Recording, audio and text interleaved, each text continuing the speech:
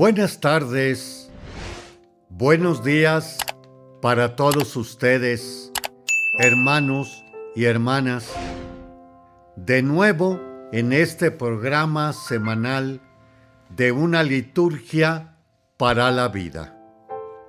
Comparte estos momentos de reflexión cristiana y católica el Padre Víctor Anguiano, donde también pueden acceder a YouTube, como también a Spotify, Apple Podcasts, YouTube Music, Amazon Music, como iHeartRadio. Domingo 9 ordinario. Comenzamos a usar el color verde, que por un lado significa esperanza y por otro lado también significa que en estos 34 domingos, menos 8, que ya fueron antes de el miércoles de ceniza, para poder, a través de la palabra, ir creciendo y madurando en ella.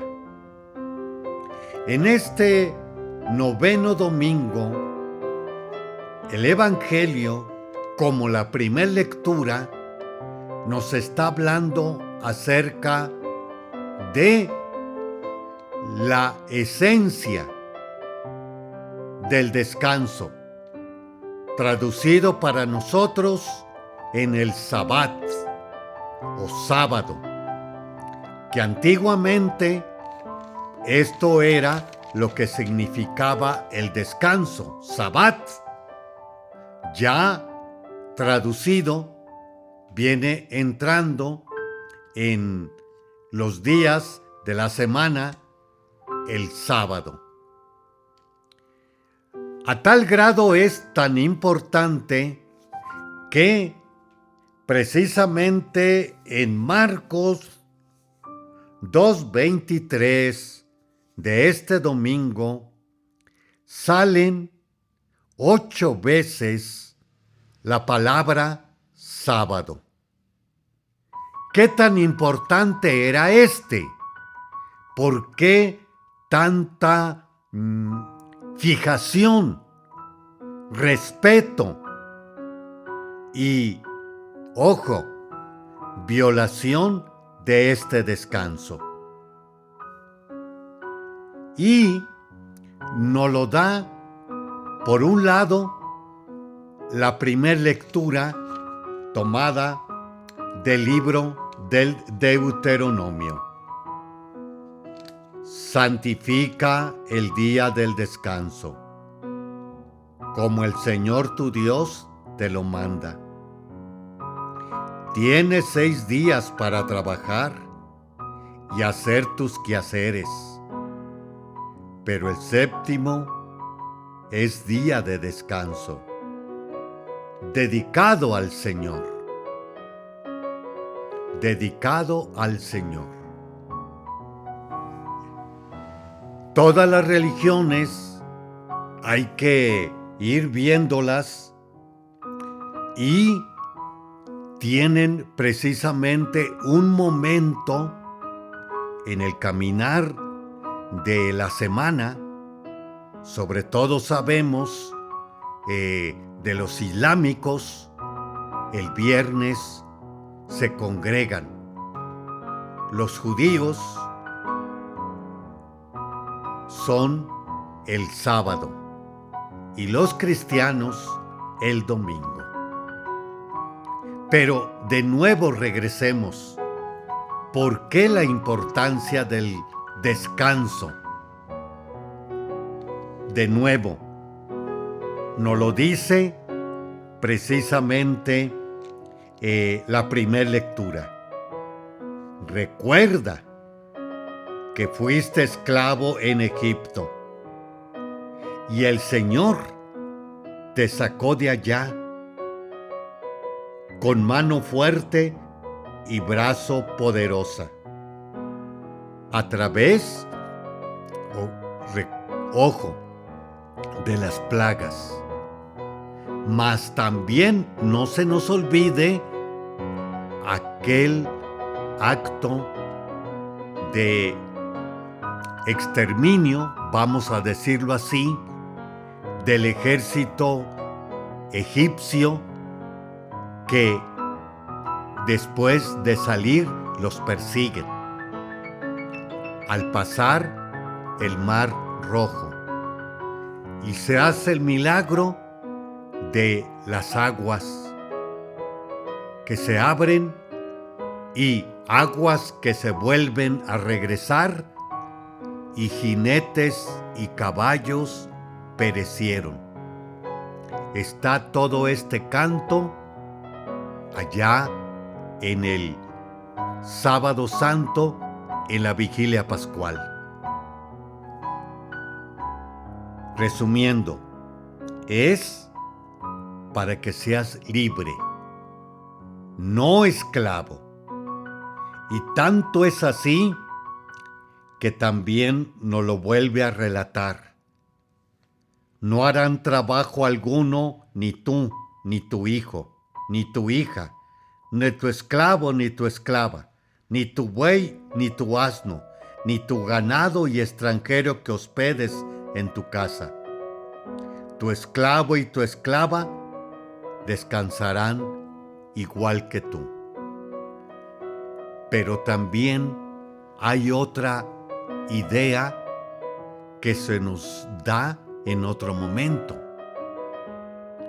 El séptimo día, el día 7, es también cuando Dios descansa. De nuevo, tienes 6 días para trabajar y hacer tus quehaceres, pero el séptimo es día del descanso, dedicado al Señor tu Dios. ¿Y qué es esto? No nomás descanso, sino admirar también la creación. Y esta después va a venir precisamente de que en el 6º día crió al hombre y a la mujer. A imagen suya los crió, para que también se ayudaran a su existencia con todos los 5 días anteriores de aquello que había creado el Señor. Para que seas libre, para que seas precisamente alabar al Señor en su creación. Y esto precisamente nos lo está recordando el Salmo el Salmo 80, la última estrofa que nos habla precisamente, no sé si les diga algo, no tendrás otro Dios fuera de mí, ni adorarás a dioses extranjeros, pues yo el Señor soy el Dios tuyo, el que te sacó de Egipto, tu destierro. Sí, de nuevo, eres libre, no esclavo, pero también adorarás al Señor. No hay otro Dios fuera de mí. Tercer momento, nos lo va a hablar el Evangelio. Y es en un primer momento cuando precisamente Jesús va con el sacerdote Abiatar, comió los panes sagrados que solo podían comer los sacerdotes y le dio también a sus compañeros. ¿Esto qué? Que vale más el hombre que la ley. O toda ley es para el hombre. Y vámonos de nuevo continuando el Evangelio. Entró Jesús en la sinagoga donde había un hombre tullido. Los fariseos lo espiaban a ver si curaba y poderlo acusar. Jesús le dijo al tullido: levántate y ponte allí en medio. Después les preguntó: ¿qué es lo que está permitido hacer en el sábado? ¿El bien o el mal? ¿Se le puede salvar la vida a un hombre en sábado o hay que dejarlo morir? Ellos se quedaron callados. Y ojo, entonces, mirándolos con ira y con tristeza, porque no querían entender, le dijo al hombre: extiende tu mano. Haremos un espacio y regresamos en unos momentos.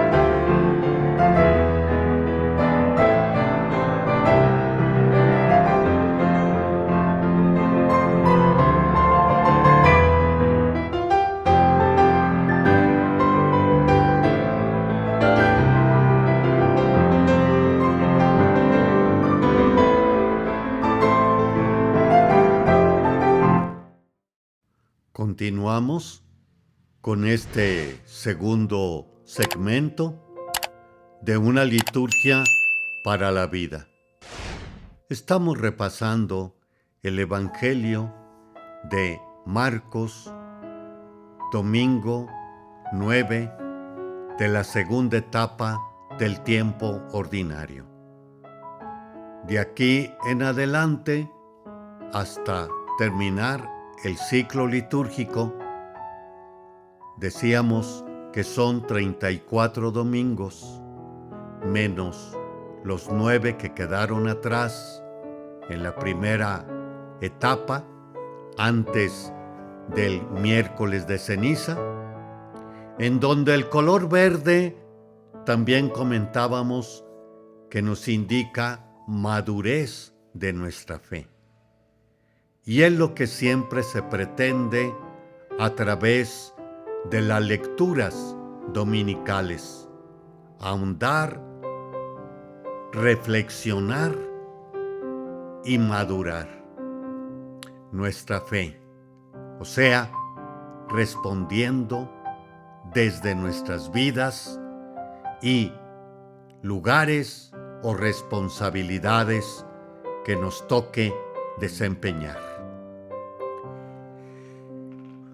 Decíamos que el sábado tiene 2 tintes y Jesús le da el tercero.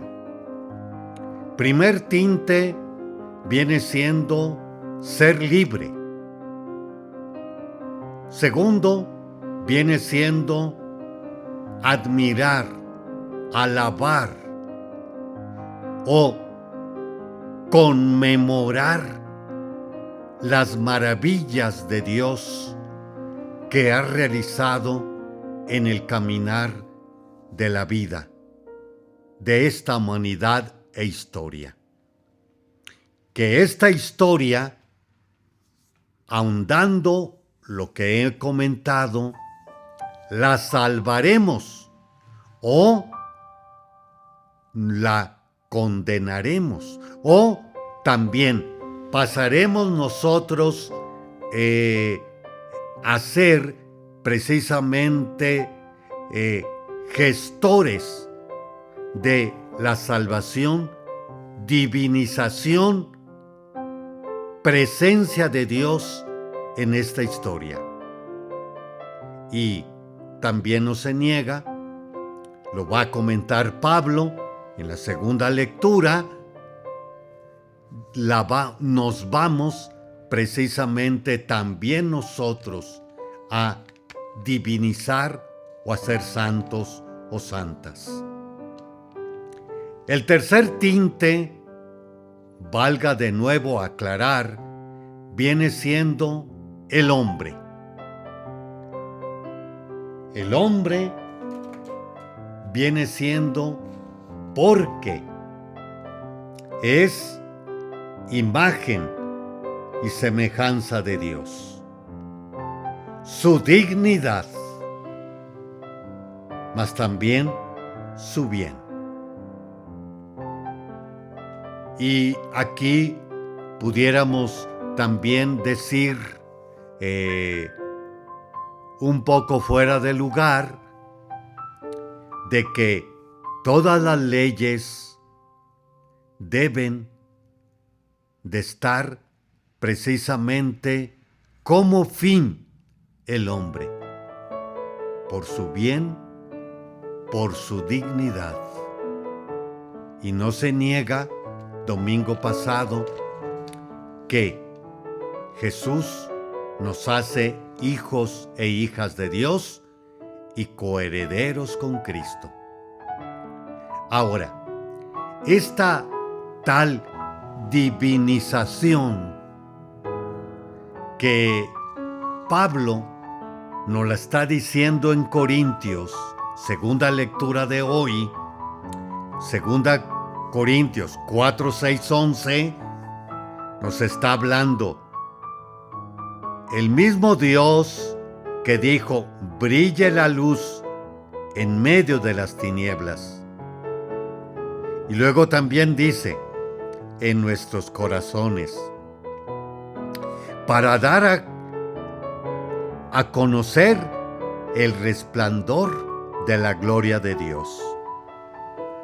Lo que decíamos hace rato, coherederos e hijos de Dios. Hijos de Dios.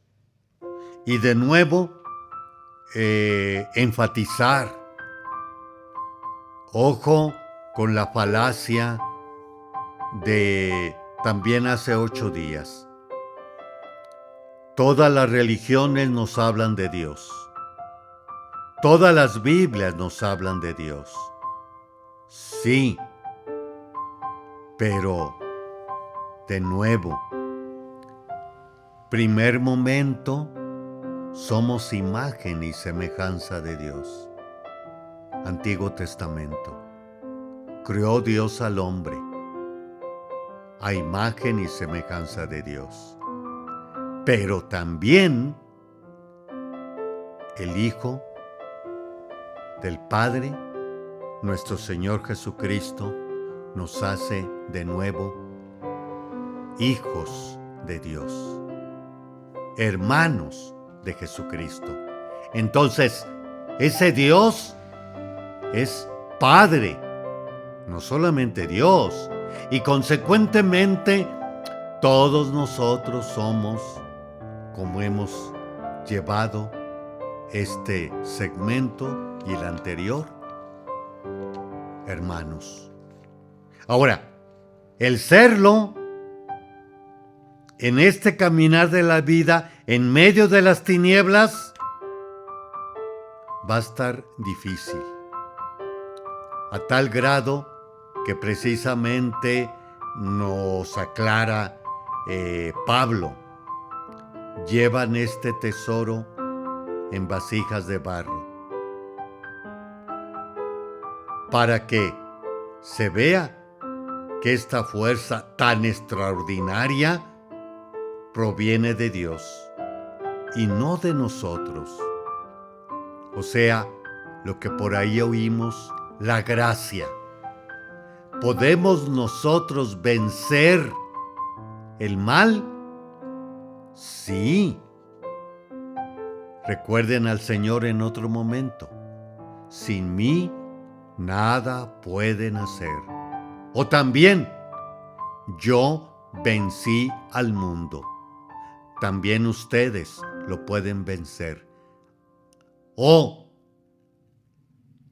Jesús se hizo hombre y compartió en toda nuestra condición humana, menos en el pecado. Y también termino, cuando andamos en este mundo y muchas veces contra las tinieblas, siendo luz, sufrimos toda clase de pruebas. Pero de nuevo, la fuerza tan extraordinaria proviene de Dios y no de nosotros mismos. Continúo, pero no nos angustiamos. Nos abruman las preocupaciones, pero no nos desesperamos. Nos vemos perseguidos, pero no desamparados. Derribados, pero no vencidos. Y a tal grado, continúa Pablo, llevamos siempre y por todas partes la muerte de Jesús en nuestro cuerpo, para que este mismo cuerpo se manifieste también la vida de Jesús. Y lo va a decir Pablo, ya no soy yo, sino es Cristo que vive en mí. Y también Cristo otro tanto. Vámonos otra vez al Evangelio, al final. Me regreso. Ellos se quedaron callados, porque les había dicho, el sábado se puede hacer el bien o el mal, salvar la vida o dejarla. Y se callaron. Y él, mirándolos con ira y con tristeza, con ira. También el Señor padecía, sufría, vivía este rechazo de duros de corazón, que no podían abrirse al bien que exponía él. Mirándolos con ira y con tristeza, porque no querían entender, le dijo al hombre, extiende tu mano. Y su mano quedó sana. Entonces se salieron los fariseos y comenzaron a hacer planes con los del partido de Herodes para matar a Jesús. Por eso Santa Teresa del Niño Jesús comentaba en su momento, Señor, por eso son pocos los que te siguen. Haremos un espacio y regresamos.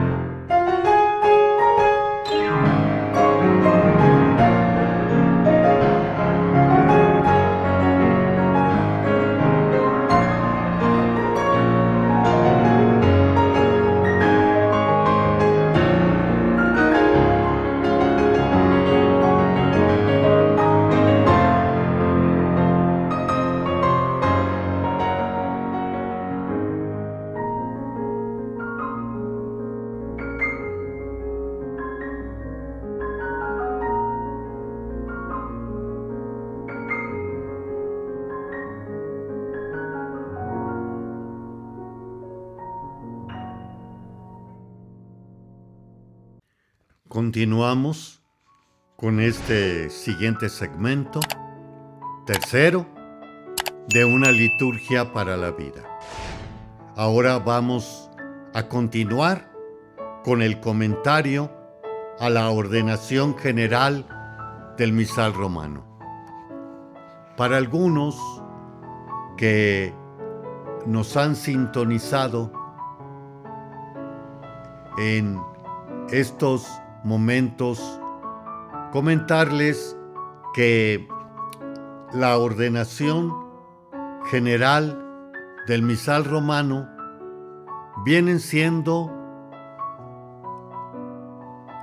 aquellos prenotandos o notas previas al misal romano que el Papa Paulo VI, en aquel entonces, después del concilio, hace una revisión de el misal romano, o sea, principalmente de los santos y santas que se podían precisamente considerar en nuestra fe cristiana y católica.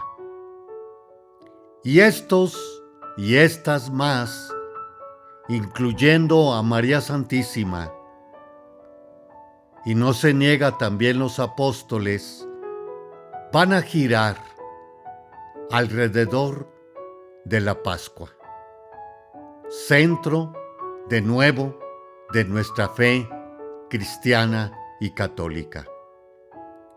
También fue el momento en aquel entonces, estamos hablando de los años 70, 75 a más, que los santos y santas, generalmente europeos,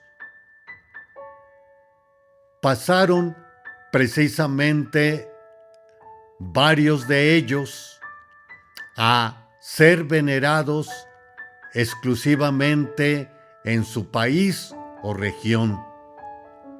Y de nuevo se tuvo que hacer reacomodos para que también de nuevo giraran en torno al tiempo pascual o el crucificado o el trido pascual.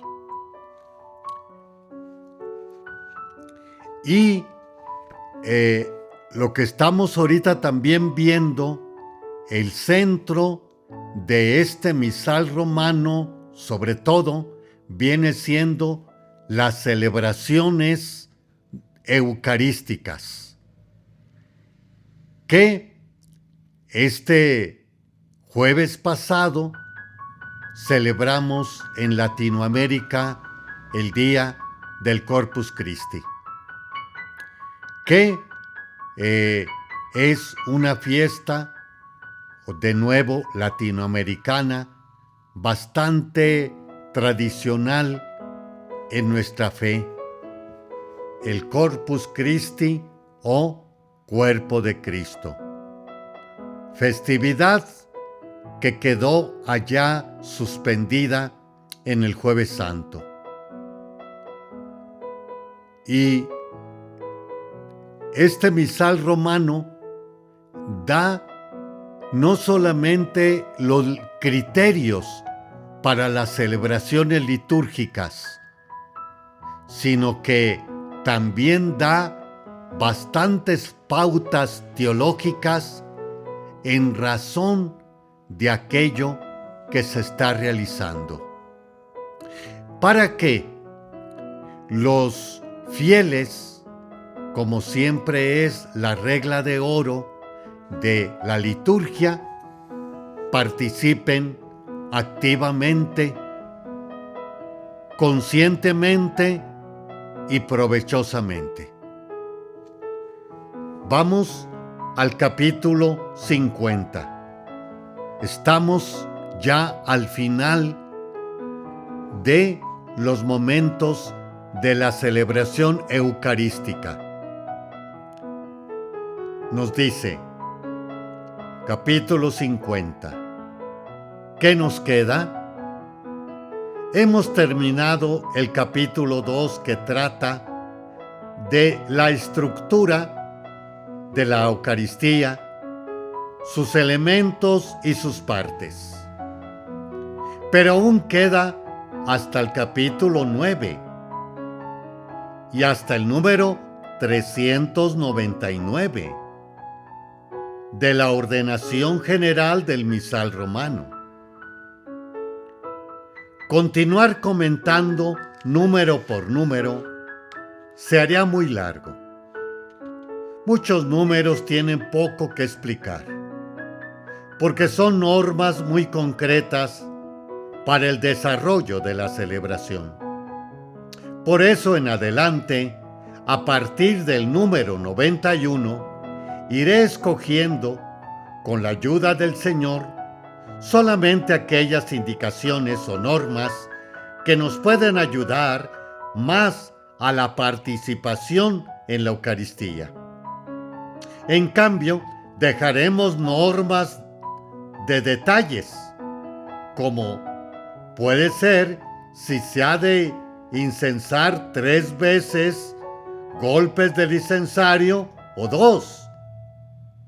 Ahora, nos puede ser provechosa una mirada de conjunto a todo el documento antes de continuar con otros temas concretos. Así pues, el proemio nos da la razón de las normas de la ordenación general del misal romano y nos explica cómo forma parte de toda la tradición de la Iglesia en las celebraciones de la Santa Misa. Capítulo 1. Importancia y dignidad de la celebración eucarística. Nos dice que es la Santa Misa y qué lugar ha de tener en la vida del cristiano. El capítulo 2, estructura de la misa, sus elementos y sus partes, nos da la explicación de cómo se desarrolla la celebración y de los signos principales que hay en ella. Capítulo 3, oficios y ministerios en la misa. Nos lo indica que corresponde a cada uno de los que participan en la celebración. Capítulo 4.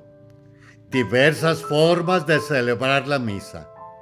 Va señalando lo que han de hacer el sacerdote que preside, los concelebrantes si los hay, como los ministros. En el capítulo 5, la disposición y ornato de las iglesias para la celebración de la Eucaristía.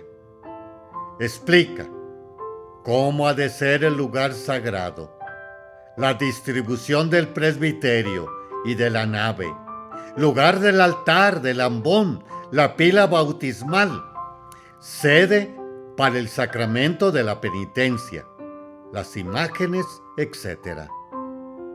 En el capítulo 6, cosas necesarias para la celebración de la Eucaristía. Trata de cómo han de ser todos los objetos que se usan en la celebración. Capítulo 7. Elección de la misa y sus partes. Dan las normas para saber qué oraciones y lecturas se han de usar en la misa de cada día. Capítulo 8. Misas y oraciones por diversas necesidades y misas de difunto. Determina cuánto y cómo se pueden usar esas misas y oraciones. Y el capítulo 9 nos habla de las adaptaciones que competen a los obispos y a las conferencias episcopales. Dice qué cambios o variantes pueden introducir cada obispo, como las conferencias de los obispos, según las necesidades pastorales de cada diócesis, nación o región. Si a alguien le interesa conocer mejor este documento y adentrarse así en los detalles de la celebración, lo puede pedir en cualquier librería religiosa. Ordenación General del Misal Romano. En la tercera edición. Vamos a hacer otro espacio y regresamos en unos momentos. También les invitamos a acceder a otros medios de comunicación, como es Spotify, Apple Podcasts, YouTube Music, Amazon Music, iHeartRadio, como en YouTube con una liturgia para la vida. Regresamos en unos momentos. Le esperamos.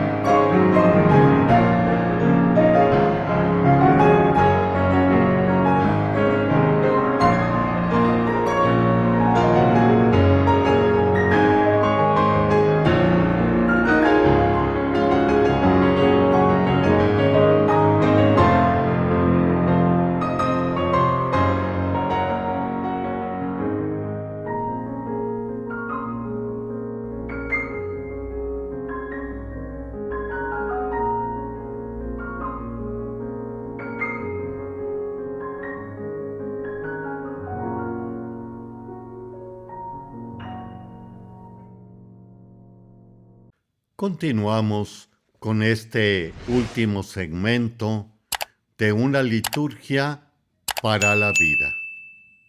Vamos ahora a adentrarnos en el santoral de esta semana. El día 2 de junio.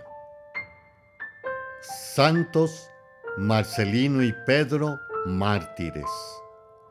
Años 304 o 305. Estos mártires de la persecución de Diocleciano cavaron sus propias tumbas literalmente. Y además, según cuenta la historia, narrada por el propio verdugo al Papa Dámaso, lo hicieron alegremente, porque sabían que su destino era el reino eterno, donde contemplarían para siempre a Dios. Los perseguidores querían enterrarlos fuera de la ciudad para que los grupos cristianos no pudieran acudir a venerarlos. Según un relato del siglo VI, sus cuerpos se encontraron milagrosamente y fueron transportados a las catacumbas de Tiburcio, aunque no se sabe mucho más de ellos. Sus nombres se mencionan en la plegaria 1, lo cual es un signo de que eran venerados por los primeros cristianos. A imitación de su constancia en la fe y de su alegría por la confesión de Cristo, nos llama a mantener la lucha, no contra enemigos humanos, sino contra los principales y potestades, como también contra los espíritus malignos que nos relata Efesios 6:12. 3 de junio. Carlos Luanga y compañeros mártires, 1886. Los principios de la evangelización en Uganda parecían bastante prometedores. Los padres blancos pudieron extender la fe y la comunidad crecía. La vida ejemplar de los cristianos al principio atrajo al rey y más tarde a su hijo. Ambos comprendieron pronto, sin embargo, que los cristianos no apoyarían su práctica de venta de esclavos o sus costumbres sexuales y se volvieron contra ellos. Mwanga, el hijo del rey, era amigo de algunos jóvenes cristianos, pero cuando el líder, José Casa, los confrontó por su inclinación a la pedofilia, Mwanga ordenó asesinarlo. Carlos Luanga era un favorito en la corte y líder de la comunidad, y estaba instruyendo en la fe a varios jóvenes para servir al rey. Los bautizó casi inmediatamente antes de su martirio.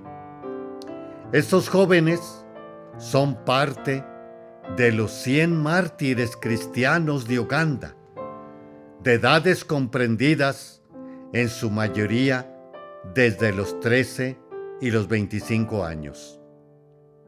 Fueron canonizados durante el Concilio Vaticano II, en presencia de obispos de todo el mundo. En el año siguiente a su martirio, el número de catecúmenos ascendió velozmente en Uganda. El catecismo dice: la alternativa es clara. O el hombre controla sus pasiones y obtiene la paz, o deja dominarse por ellas y se hace desgraciado. Número 2339. Los jóvenes africanos entendieron bien esto. ¿Y dónde estaba su felicidad en contraste con la vida atormentada de sus reyes? No es difícil hacer paralelos con nuestra propia situación hoy y las costumbres de una sociedad confundida y desviada. 5 de junio. San Bonifacio, obispo y mártir. Años 672-754. Wilfrido pertenecía a una familia acomodada de Inglaterra y se educó en un monasterio. Muy joven ingresó a la abadía benedictina, pero su mayor deseo era predicar el evangelio en tierra extranjera. Acudió a Roma, donde se encontró con el Papa Gregorio, quien por su afán misionero le cambió el nombre al de Bonifacio, en honor al mártir del siglo IV, del mismo nombre, y le envió a Alemania. Recorrió toda Alemania predicando el evangelio y años más tarde el Papa Gregorio III le entregó Bavaria como territorio de misión y le ordenó arzobispo.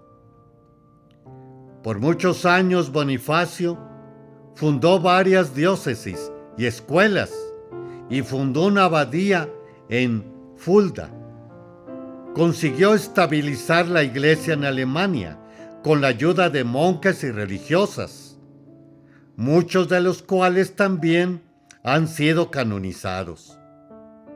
Existe una bella leyenda en la cual Bonifacio se enteró de que en un poblado los habitantes se congregaban alrededor de un árbol dedicado a un dios pagano y sacrificaban a un niño. Bonifacio llegó al pueblo, taló el árbol y en cambio les ofreció un árbol pequeño, como árbol santo. Por su predicación, el pueblo se convirtió y ese árbol fue el origen del árbol de Navidad. Mientras se preparaba para administrar la confirmación a un grupo de conversos, una banda hostil llegó al monasterio y asesinó a todos. El catecismo afirma: porque cree en el designio universal de la salvación, la Iglesia debe ser misionera. Número 851. Bonifacio es conocido por su enorme espíritu misionero, su gran labor de unificación de la Iglesia y su estilo de trabajo en la colaboración con otros. 6 de junio. San Norberto Obispo, 1080-1134. Nació de una familia noble de Francia. Norberto tenía una vida llena de comodidades y placeres, pero tuvo una fuerte experiencia de conversión cuando su padre mató a un hombre, lo cual le hizo reflexionar sobre el sentido de la vida. Entonces, entregó todas sus posesiones y se retiró a orar en un valle al norte de Francia. Pero su soledad no duró mucho, porque pronto le pusieron 40 compañeros. Norberto tenía una gran relación con San Bernardo. Asistía en Alemania y a una grande convocación católica cuando surgió una disputa sobre el arzobispo de Magdeburgo y los ciudadanos. Reconociendo la santidad de Norberto, lo eligieron como su arzobispo. En obediencia, aceptó y luchó por la reforma de la Iglesia, aunque su vocación más profunda era la contemplación. Vivió profundamente lo que nos dice el Catecismo sobre la contemplación. La contemplación es escucha de la palabra de Dios. Es la obediencia de la fe, acogida incondicional del siervo y adhesión amorosa al Hijo. Número 2716. Era además muy devoto de la Sagrada Eucaristía y de la Santísima Virgen. También fue un gran pacificador y promotor de la oración personal y comunitaria de los sacerdotes de su diócesis. Muchas gracias, hermanos y hermanas, por habernos dejado entrar a su corazón y a sus hogares con estas reflexiones semanales de una liturgia para la vida. Se despide de ustedes el Padre Víctor Anguiano y esperamos en Dios vernos, Dios mediante, la siguiente semana. Que el Señor nos acompañe siempre y su Madre Santísima, la estrella de la evangelización, nos conduzca al puerto final de esta vida. Feliz noche, feliz día para todos.